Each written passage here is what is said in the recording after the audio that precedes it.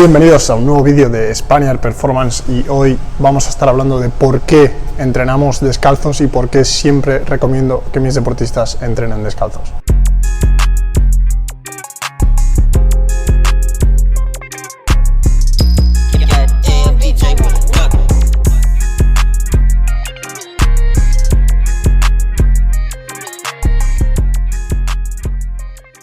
Una de las preguntas que más me hacéis constantemente es por qué yo entreno descalzo en mis vídeos y por qué los deportistas con los que trabajo y todos los que estéis haciendo las metodologías de 2.0 sin material y foundations recomiendo que hagáis un trabajo descalzo.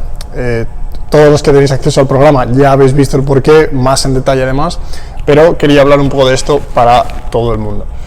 Tenemos que tener tres cosas en cuenta: la sensibilidad, la movilidad y la eficiencia de movimiento del pie y el complejo del pie-tobillo y el rendimiento. Tenemos que pensar dos cosas cuando estamos hablando del pie y del tobillo. Si nos imaginamos que esta es la parte de nuestra pierna y este es nuestro pie, nos damos cuenta que la articulación de la cual se habla siempre mucho es esta articulación que hay entre la pierna y el pie, y es de la que más se considera. Cuando hay torceduras de tobillos se piensa en ella, cuando hay esguinces, etcétera, etcétera, ¿vale? Entonces vamos a ir un poquito más allá en el vídeo de hoy y vamos a hablar de por qué es tan importante y por qué considero que entrenar descalzo puede suponer un gran beneficio para muchos deportistas. Primero de todo es la sensibilidad, ¿vale? Con la sensibilidad me refiero a que el pie está recubierto de uno de los órganos del órgano más grande que tenemos, que es la piel. La piel tiene una serie de receptores sensoriales.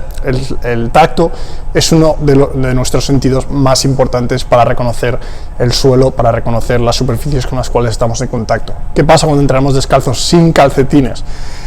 Que nuestra capacidad de sentir nuestra propiocepción se ve aumentada en gran medida, simplemente por esos receptores sensoriales y ese contacto que nosotros tenemos con el suelo.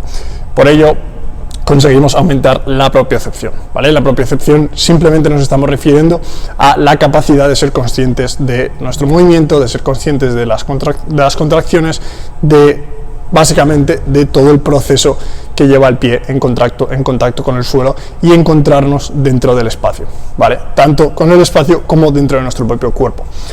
Podemos imaginarnos lo siguiente, y es que si nosotros nos ponemos un guante en la mano y nosotros queremos escribir, tocar un teléfono, palpar algo, la sensación que vamos a tener, la información que nosotros vamos a recibir de ese objeto va a ser muchísimo menor. Y lo mismo pasa cuando estamos descalzos. Una de las cosas que pasa a muchos de los deportistas que trabajan con nosotros es que pasamos tanto tiempo descalzos que cuando luego tienen que ponerse una zapatilla, ya no para hacer deporte, sino para hacer su día a día, se encuentran muy incómodos porque sienten mucho menos, como por ejemplo al conducir, al tocar los pedales. Eso no quiere decir que no vayamos a entrenar con zapatillas y vamos a tratar esto en el siguiente punto. Lo segundo es la mejora de la movilidad y la eficiencia de movimiento del pie. El pie y el complejo de pie-tobillo no solo sufre el movimiento que estábamos hablando entre la pierna y el tobillo, no es la única articulación que se está moviendo. Es más, el pie está hecho de 33 pequeñas articulaciones, 20 de las cuales son móviles, es decir, de esas 33 articulaciones que hay dentro del pie, 20 de ellas son móviles y se mueven entre sí. Para poder producir los movimientos funcionales del pie, como podría ser la pronación y la supinación, la versión y la inversión del pie, no solo dependemos de esta articulación que estaría aquí junto a el conjunto entre la pierna, entre la parte inferior de la pierna y el pie, que sería el tobillo, sino que está compuesto por tres partes, ¿vale? La parte posterior del pie, la parte media y la parte anterior.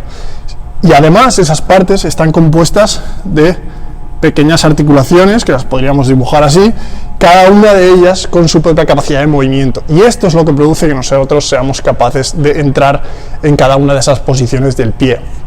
¿Qué ocurre cuando nos ponemos una zapatilla? Y esto ocurre en cierta medida, no al 100%, pero lo que ocurre es que al ponernos una zapatilla, primero que perdemos esa sensibilidad de la que hablábamos, lo que pasa es que nos reporta otros beneficios, pero segundo es que el movimiento se convierte en un bloque. El movimiento del pie se limita a la acción del tobillo. Las acciones que tienen que realizar cada una de estas articulaciones de las que estamos hablando y cada una de estas partes del pie se ven limitadas muchísimo, simplemente porque estas zapatillas, en muchos casos, lo que están hechas es para mantener, digamos, una cierta estabilidad que es completamente necesaria dentro de los deportes, e ignorarlo sería estúpido. ¿Qué pasa? Que nosotros cuando entrenamos sí que deberíamos buscar esta correcta funcionalidad del pie. Después, cuando nosotros entramos en pista, en acciones muy rápidas, acciones muy explosivas, vamos a necesitar esto, vamos a necesitar una zapatilla que nos proporcione la estabilidad y la protección necesaria. Por cierto, zapatillones.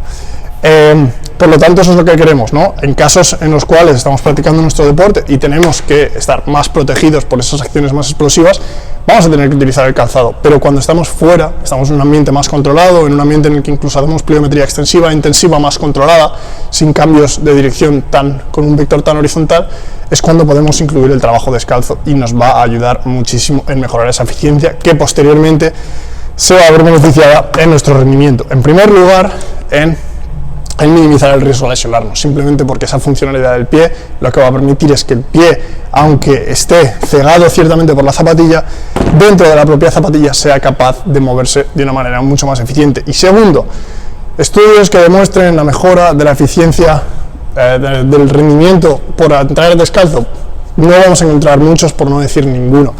¿Qué pasa? Que si consideramos lo anterior un movimiento más eficiente, una propiocepción mayor, es bastante sencillo hipotetizar, digamos, pensar que esto nos va a ayudar a largo plazo, tanto como hemos comentado con las lesiones, sino con la eficiencia de nuestro movimiento, y eso va a transferirse en una mayor capacidad de ejercer fuerza, de potencia, estabilidad, etcétera, etcétera. Por lo tanto, para mí está bastante claro que es importante incluir el entrenamiento descalzo, ya te digo, con sentido común, poco a poco ir introduciéndolo y siempre tener en cuenta y decir para las personas que piensan, pues es que vamos a jugar descalzos, tenemos que entrenar con calzado, por supuesto, pero el trabajo que nosotros hacemos en el gimnasio, un trabajo de pliometría con unos efectos generales a nivel fisiológico, no se basa en las zapatillas. El que se basa en las zapatillas va a ser el trabajo en pista, trabajo en el campo o el trabajo en la propia actividad deportiva, y ahí es cuando trabajamos con zapatillas. Aquí en el gimnasio, en la preparación física, trabajamos aquello que le falta al deportista y lo que le va a beneficiar. Así que nada, nos vemos en el próximo vídeo.